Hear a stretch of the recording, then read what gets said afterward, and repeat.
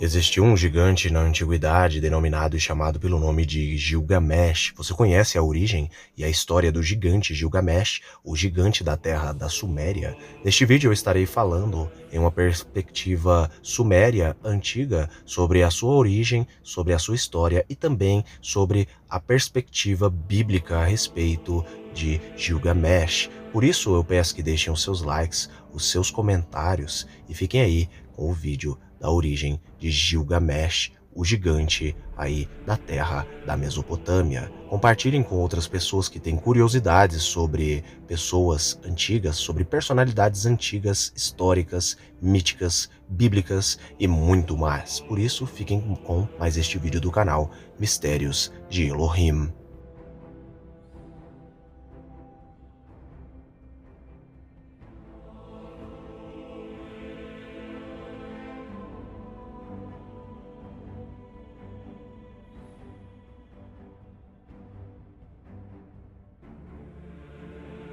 Gilgamesh em acadiano, já em sumério, se pronuncia pelo nome de Bilgames. Ele foi um herói da antiga mitologia da Mesopotâmia e o protagonista da antiga epopeia de Gilgamesh, um poema épico descrito em acadiano durante o final do segundo milênio antes de Cristo, isto é, 4.000 anos atrás.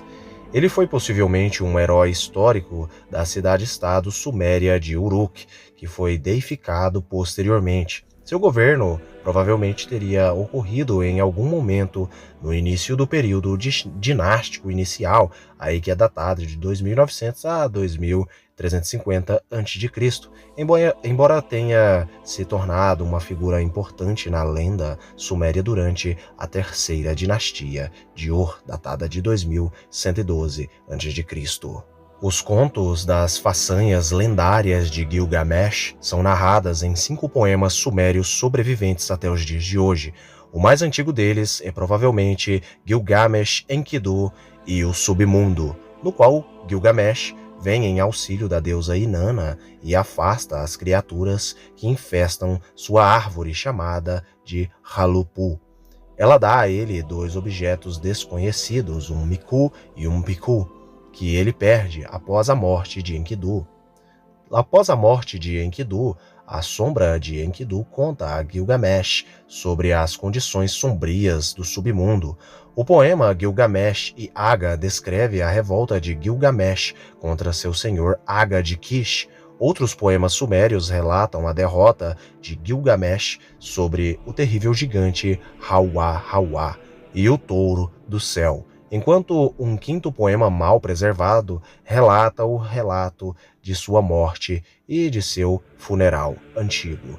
Nos tempos babilônicos posteriores, essas histórias foram tecidas em uma narrativa conectada. O épico acadiano padrão de Gilgamesh foi composto por um escriba chamado Shimleki Unini, provavelmente durante o período babilônico médio, 1600 a.C. Com base em um material de origem muito mais antigo, no épico de Gilgamesh, ele é tido ali como sendo um semideus, um gigante de força sobre-humana que faz amizade aí com um homem selvagem, muito provavelmente um semideus também, um gigante chamado pelo nome de Enkidu. Juntos, eles embarcam em muitas jornadas, a mais famosa derrotando Humbaba em acadiano, que é um gigante terrível. Já em sumério ele é chamado de Hawa, e também derrotando o touro do céu, um gigantesco touro, que é enviado para atacá-los por Ishtar, a Inanna suméria.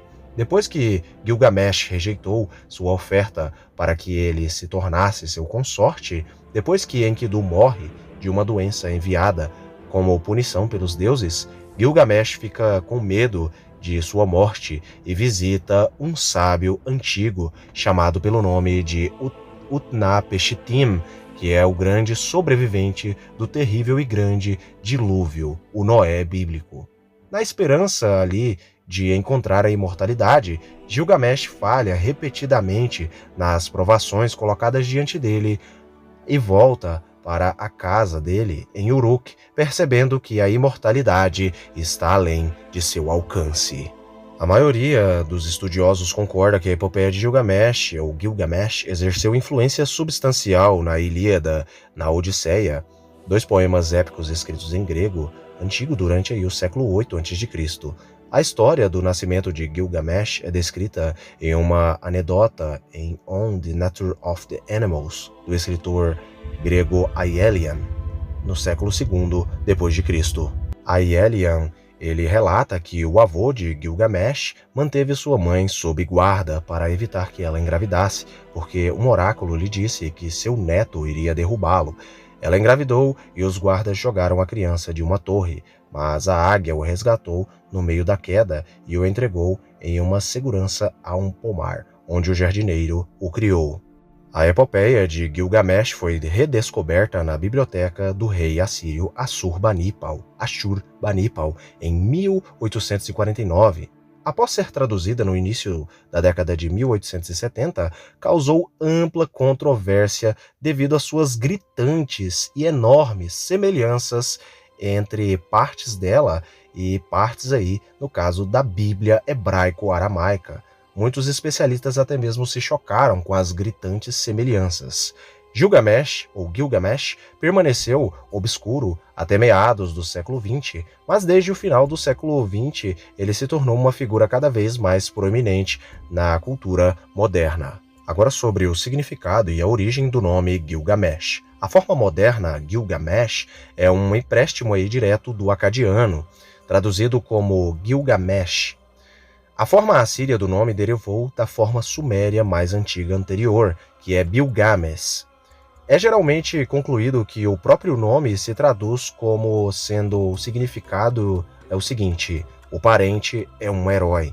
A relação do parente variando entre a fonte que dá a tradução, às vezes é sugerido que a forma suméria do nome era pronunciada Babilgames, lendo o componente bilga como Babilga, um termo relacionado que descrevia relações familiares. No entanto, isso não é suportado por evidências epigráficas ou fonológicas. O pai de Gilgamesh, ele é tido aí como sendo um rei antigo, um herói e rei antigo que foi deificado posteriormente, mas que era um humano normal. O nome dele era Lugalbanda, que era o pai de Gilgamesh. Já a mãe de Gilgamesh, ela não era humana, ela era um ser espiritual. E o nome dela, ela se chamava pelo nome de Ninsun, Ninsum ou Ninsumun em sumério. Ela era a senhora das vacas selvagens e ela era tida como uma divindade antiga da Mesopotâmia. Dentro da perspectiva bíblica, Gilgamesh, ou Gilgamesh, ele era tido e visto como sendo um Nephilim, um gigante antigo, filho aí de uma divindade, no caso um anjo caído em forma feminina, com um homem humano, no caso o pai de Gilgamesh. A assustadora e incrível altura e largura de Gilgamesh é descrita em vários textos antigos da Mesopotâmia, como sendo eles alguns até mesmo de Ugarit. É dito aí, segundo a altura de Gilgamesh, que ele tinha cerca de 11 côvados de altura e 4 côvados aí a largura de seu peitoral. Para aqueles que não sabem o que é um côvado ou um cúbico, os côvados na antiguidade eram uma forma de medida que os povos antigos utilizavam e usavam aí para medir as coisas, para saber a altura, as medidas aí de qualquer coisa. Então era se usado aí o cúbico ou o côvado. Ambos os dois são a mesma coisa. E cada civilização, cada cultura antiga tinha o seu próprio côvado. O côvado, no caso, era a medida aí do cotovelo até o dedo médio, que em diferentes culturas varia de tamanho para tamanho. Muitas pessoas aí têm uma mente cauterizada pelos ensinos da maioria das comunidades aí, de dizer que o côvado era apenas de 45 centímetros. Isso é um erro tremendo. Cada cultura tinha seu tamanho de côvado, por conta que as etnias variam os seus tamanhos aí corpóreos a cada região do mundo, e nem sempre o tamanho do cotovelo até o dedo médio de um povo da África é semelhante a um povo europeu e assim por diante. Então, nós sabemos, através dos côvados da antiguidade, que a altura de Gilgamesh era de cerca de 5 metros e 60 centímetros aí de altura, um gigante terrível, maior até mesmo do que o próprio Og de Bazan. Quando nós vemos as esculturas a respeito de Gilgamesh, nós podemos ver Gilgamesh segurando aí em suas mãos um leão que parece mais um gatinho nas mãos desse gigante. A maioria dos historiadores geralmente concordam aí que Gilgamesh foi um rei histórico do estado sumério aí de Uruk, que provavelmente governou em algum momento durante a primeira parte do início do período dinástico, aí que é datado de 2900 aí antes de Cristo. Uma estudiosa do Antigo Oriente Médio, chamada pelo nome de Stephanie Daly, ela vai dizer aí, ela afirma que datas precisas não podem ser dadas para a vida de Gilgamesh, mas geralmente concordam em situar-se entre 2800 a 2500 a.C. Uma inscrição possivelmente pertencente a um funcionário contemporâneo de Gilgamesh foi descoberta nos textos arcaicos aí de Ur.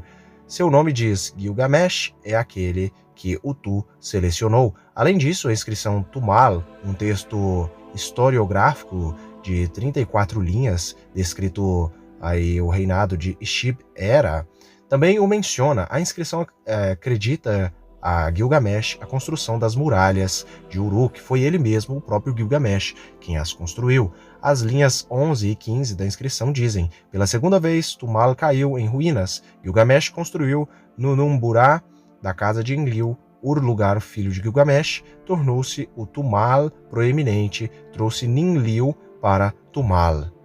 Gilgamesh também está conectado ao rei Enmenba-Ragezi de Kish, uma figura histórica conhecida que pode ter vivido perto da vida de Gilgamesh. Além disso, o próprio Gilgamesh ele é listado aí como um dos reis de Uruk, pela lista de reis sumérios. Fragmentos de um texto épico encontrados em Meturan, atual Tel Hadad, relatam que, no final de sua vida, Gilgamesh foi enterrado sob o leito do rio.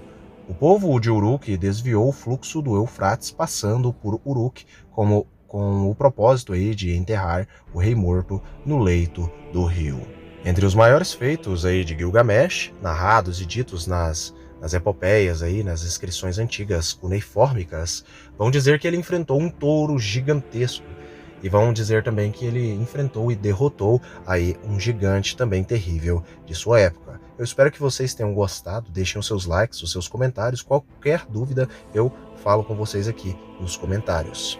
Dito isto, fiquem todos com Elohim, e até o próximo vídeo do canal Mistérios de Elohim.